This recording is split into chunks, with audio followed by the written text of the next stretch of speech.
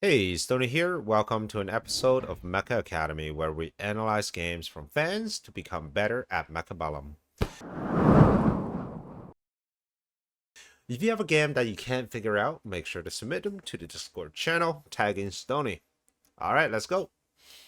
So at the bottom here, we have Cyrozip playing as a speed specialist, and he's up against I Am Who I Am playing as a marksman specialist. Both of these players are fairly new to Mechabellum, so we can expect some of the more common mistakes made by new players. If you are a more seasoned Mechabellum player, you may notice some of these mistakes, but if you are new, there's a very good chance that you're making these mistakes right now. So right out of the gate, a few things I already noticed. First is that our red player upgraded the tower on the right hand side. Now this is a 100 resource upgrade, and that is 100 resource you're not going to be able to use in your game and also to improve your board. So starting as round 1, you only get 200 supplies. So you'll notice that by spending 100 supply here, you're actually not able to get the units that you need to strengthen your board. Another thing to notice is that our red player positions their Qualler in front of their arc lights. Now there's a mechanism in this game called moving speed, and that dictates how quickly units move. When you have Crawler whose primary job is to tank enemy shots this far ahead in front of your actual damage dealers, your Crawlers are just going to get destroyed way before that your damage dealers are actually in range to deal the damage. In the ideal scenario, what you want to do is to have the Crawlers engage the enemy units as your carry units, so your damage dealers fire their very first shot. And just to add to that point, at the blue player here, there is a bit of discrepancy as well with the timing of the Crawlers. Now, even though at low MMR level, you don't have to worry about this too much, but it becomes very important at higher levels. From the last game, what you'll notice is that these sledgehammers were actually getting shot at by the arc lights before the crawlers were able to tank.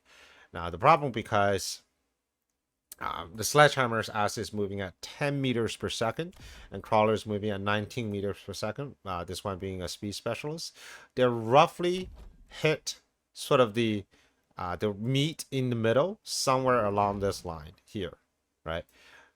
Now the problem with that is when they meet up here, these arc lights would have already arrived around here, and the first unit that they'll target will be these sledgehammers. Now, how do you fix this as the blue player? Well, a simple way to fix this is actually to add a squad of fans. A squad of fans move at the same speed or slightly slower than a sledgehammer. However, the squad of fans will move ahead of the sledgehammer, allowing the arc lights to target them first while waiting for the crawlers to catch up. Now, in this case, I feel like the problem kind of solved itself by the red player, because what the red player did was to add additional crawlers, and what that did is it shifted where the sledgehammers will fight on the board. So they no longer have to run that far forward because the opponent's units are running towards them. So instead of shooting somewhere at here, the sledgehammers actually just start shooting right here. So it kind of solved the problem on its own. So the board is quite dynamic. So there's no one size fits all solution. Sometimes you just have to look at the opponent's board and see how you want to react, right? Okay, so we're looking to round 3. What's a problem? What's a solution? The right hand side, surprisingly, the tower upgrade, surprisingly kind of fixed itself, because first of all, nobody expects someone to really flank on that side.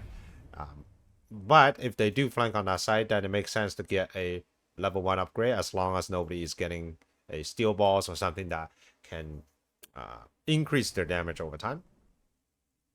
This rocket is really unnecessary. I don't think these crawlers would be able to get that tower for the entire duration of the turn, so this rocket essentially wastes 50 resource.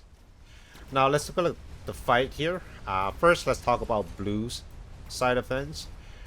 So for blue, I think one thing that's really missing here is some adequate chaff clear. The sledgehammers are decent, up to a certain point.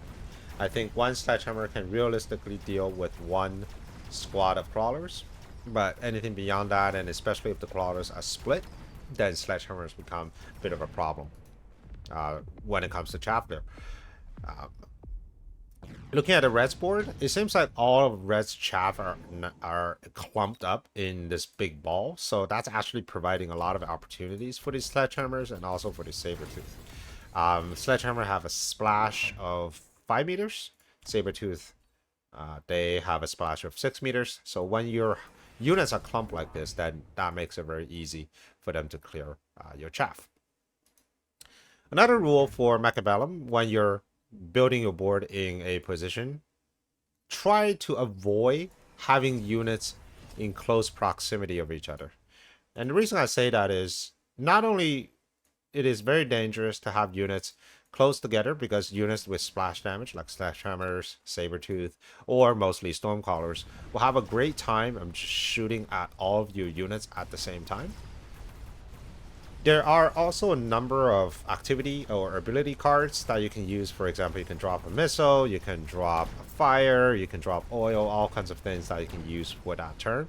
If you have units this close together, then you're just going to let your opponent get away with a lot more when they use those active abilities.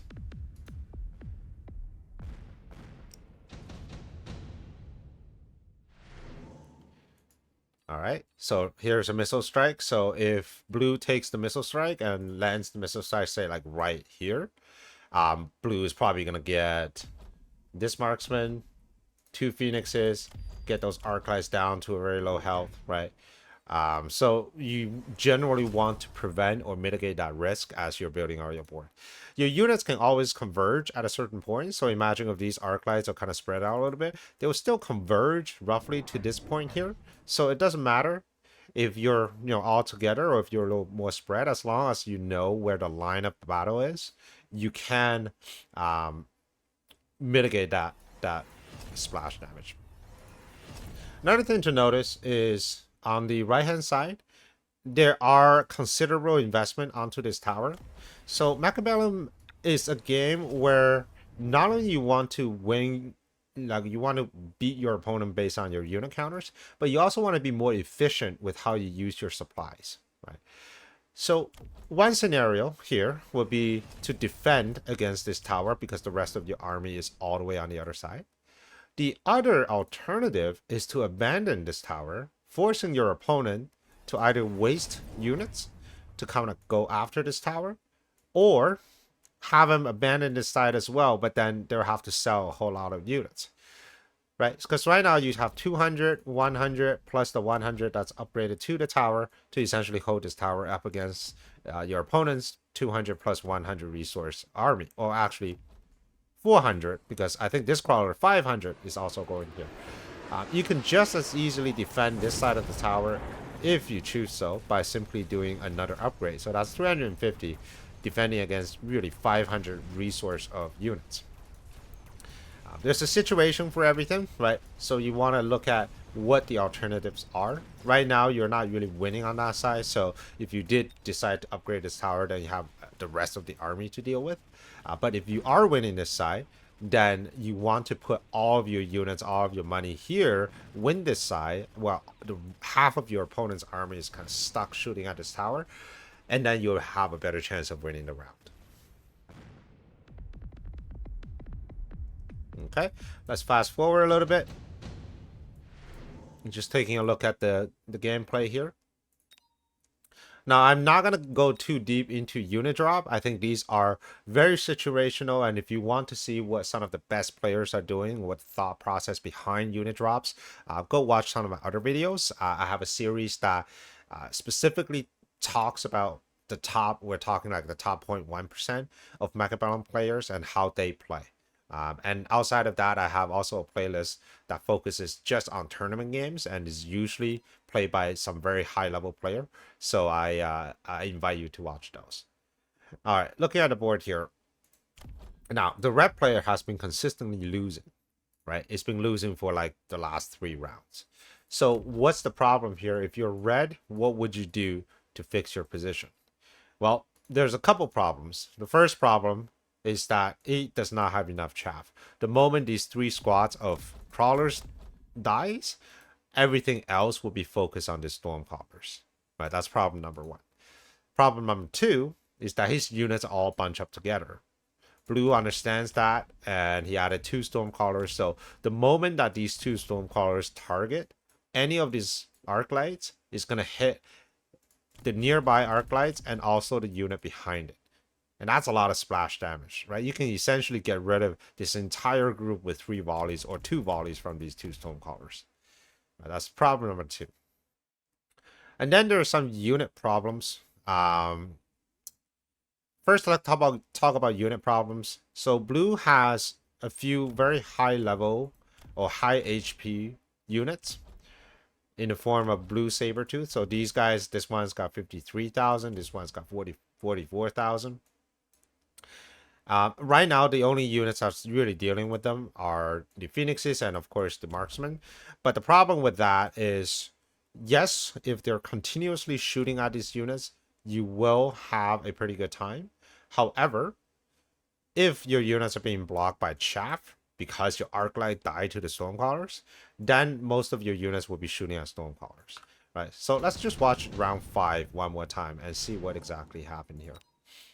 Alright, so in round 5, we had the missile. We're going to have more units defending on the other side. But let's see how it plays out right here in the center. Now, one thing I want you to keep an eye out for is just the timing of when these arc lights die.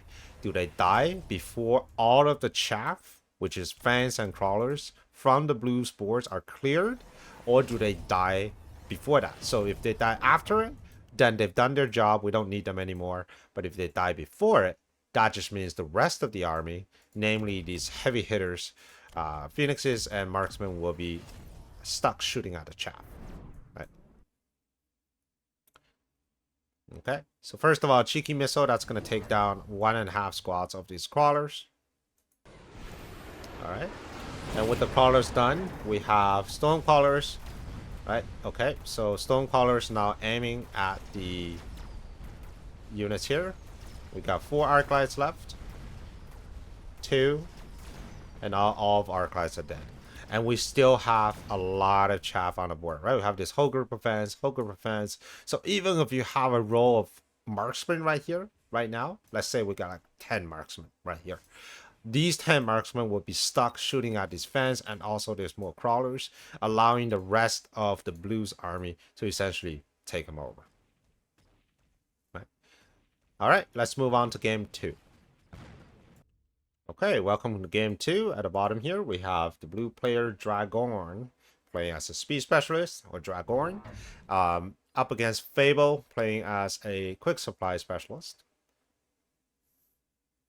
All right, right off the bat, we notice something very interesting with the crawler positioning and the distance between the crawler and the Phoenixes. Generally, you want your carry units, which in this case are your Phoenixes, to shoot the moment that your chaff unit engages or being shot at by the enemy's team. Right? So if you have your Phoenixes this far back, what will happen is that the very top of these crawlers will get into enemy range, and your Phoenix will have to travel for another 2 to 3 seconds before it can even fire the first shot. Right? So that's going to be a little bit of a problem. Normally, if you have your crawlers in a vertical position, what you want to do is just have your Phoenix right behind it, like so.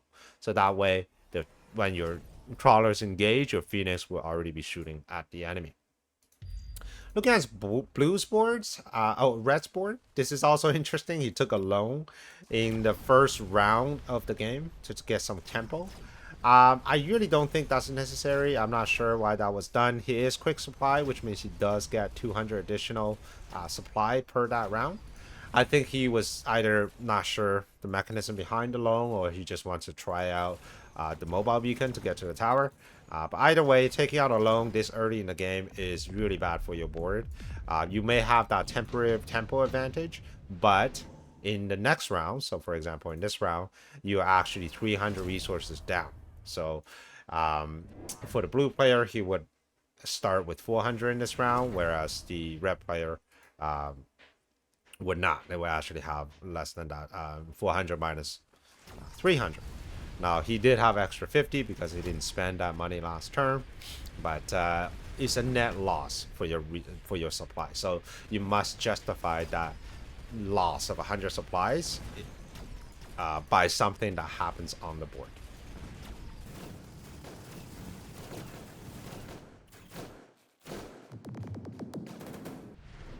Okay, now without looking at cards, let's just talk about the board. So right now, the board here with the fire badgers, they seem to work okay. This is, I believe, 3 squares above the crawlers. Now, the problem with fire badgers as opposed to tanks is that tanks actually move quite a lot slower, which means with the fire badgers, they actually move to about here before the crawlers can catch up. And as you can see once this round starts, is that the first shot coming from these tanks will actually hit these fire badgers instead of these crawlers. And the way that this game works is that once the unit locks on to another unit, it will continue to shoot that other unit, even if there are units in front of it, until the original unit is dead. So because of that, when you're planning how you want to tank with your chap, you want to make sure the very first shot does not land on your carry unit. Right. Now, fortunately, there are enough damage from this side of the board to push through, but imagine if the first shot will actually land on the crawlers instead of on these fire badgers. This could also work in your favor. So for example, let's say you run a lot of Mustangs and a lot of crawlers, and your opponent puts down a Vulcan, right? A very big flame-throwing unit. You can actually distract the Vulcan by putting down something like a fortress right in front of the Vulcan. So the Vulcan will force to shoot at your fortress until it's dead, allowing the rest of your army, your crawlers, your Mustangs, or all your other squishy stuff to essentially surround the Vulcan and bring it down. So you can work both ways. One is you can use the tank. The other way is you can use to distract some of the other units. All right, looking at the top board, double missile. This is interesting, and also let me see here. All right, so double missile is gonna get a few fire badgers. It's gonna stop their advance just a little bit. The crawler on the side, it continues the game value of just mobile beacon trying to get to the tower. I thought that was a very cute play because, as you can see, it's drawing some of the army away from the main fight. The Vulcan is interesting. I wasn't sure if that was necessary. Oh, okay. Extended range Vulcan, that does make sense. So extended range Vulcan increases not just the range, but also damage of the Vulcan at the expense of some health. So making them very, pretty much a carry unit.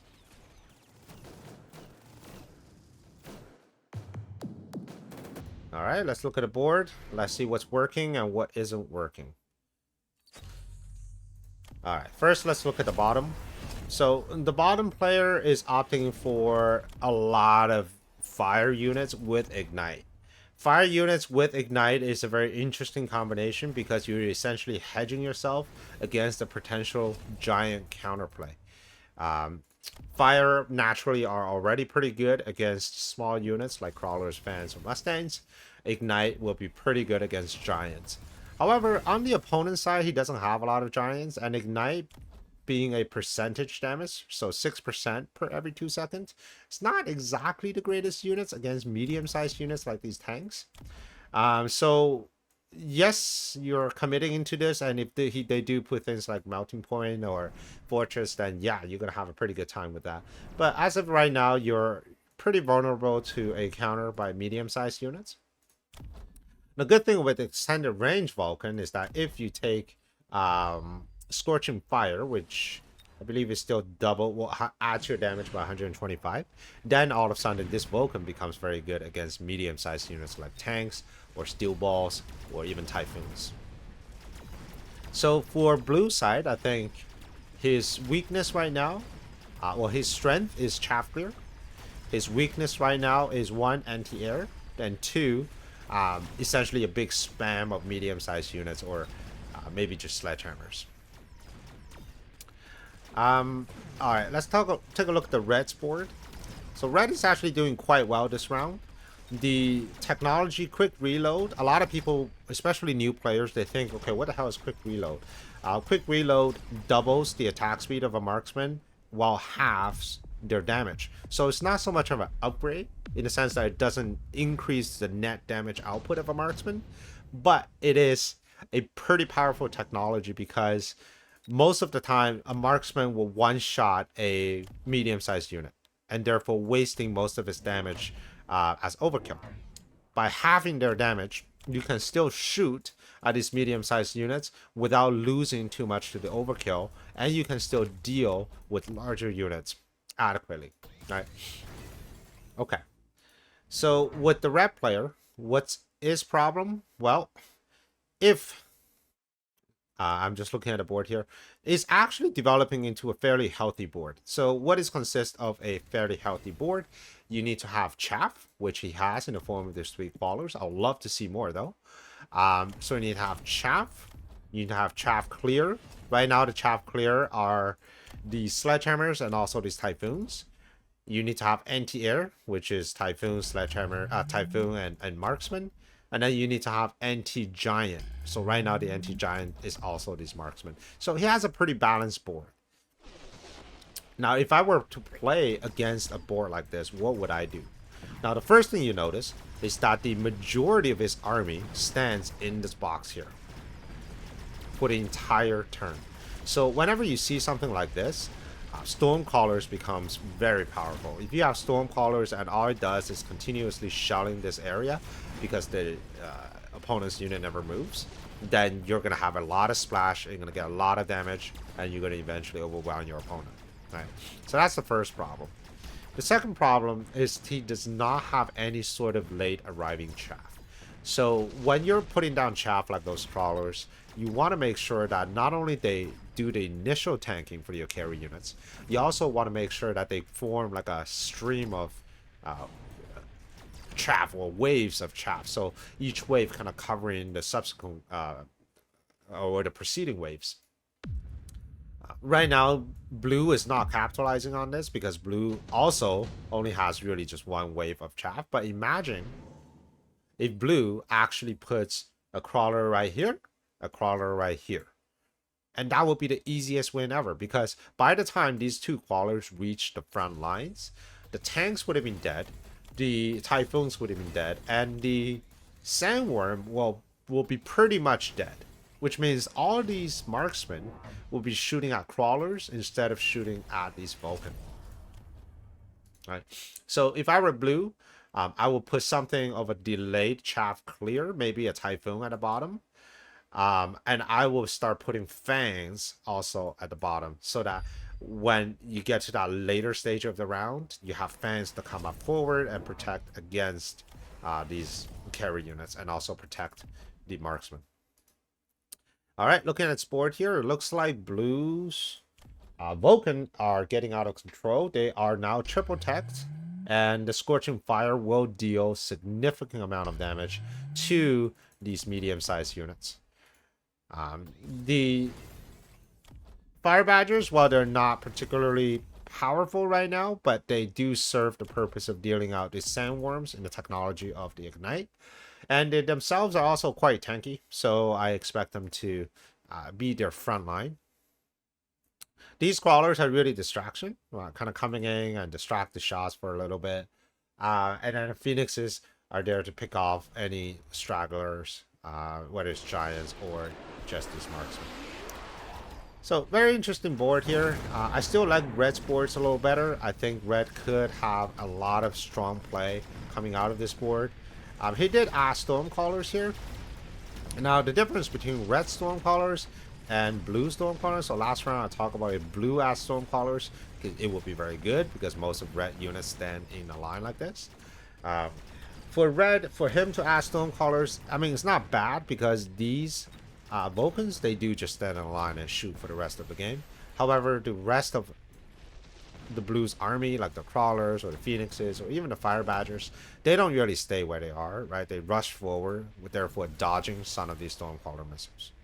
But I think, ooh, this one is rough. Level 3 with the absorption module, that's going to kill everything while leeching HP, unless you get a very good volley, which is like this, right? You get a very good volley, preventing the Vulcan to get his health back up. All right, looks like red is going to take this round.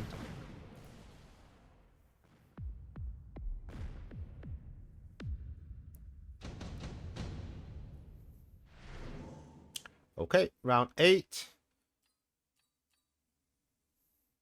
Advanced fire control system is taken by blue. Mass-produced wraith by our red player. Okay. Yeah, so advanced fire control system, it is a very powerful item, very expensive, and it works best on units that deal low damage but high fire rate. So in this case, these Vulcans will guaranteed to get almost all of the benefit from the 200 plus damage of this item. If you put in this item on things like a marksman, then most of the damage would just be wasted to overkill. So this is a good choice. Usually that item goes on a Vulcan, a Fire Badger, or a Mustang. Looking at the red's board, what can red do to usually defeat against this? It's very difficult. So one thing about extended range Vulcan is that you cannot let them can't let them level. Once they level to this point, it's very difficult to bring down. Not even melting point can bring this down. But I think at the very least, what red should be thinking about is electromag on this marksman to disable the 3 technologies on this Vulcan. And then once the technology is disabled, as especially the scorching fire technology, then you might stand a chance of dealing with this Vulcan. The Sandworm may come into play as well once you can disable the ignite technology, because right now, as you can see, the Sandworm is just getting destroyed left and right.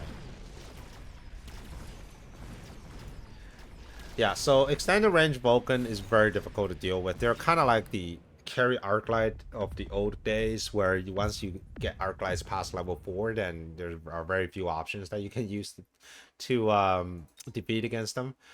But I think red had a real opportunity earlier on in the game to use Stormcallers and also to use more medium units before these Vulcans get too big. But with round 8, I don't really see a way for him to get through this. Maybe one cheeky way that he could try, seeing how the only anti-air are these two squads of Phoenixes, he could try like a Wasp switch, but if you don't get him in that round, then the next turn he puts down Mustangs and you won't be able to get the wing anymore. Alright, so I hope you enjoyed this game. This will be the first episode of Mecha Academy, and I hope to see you on the next one. Prepare your tactics, Mechabellum's calling. Deploy your fortress, the battlefield's alive with swarms.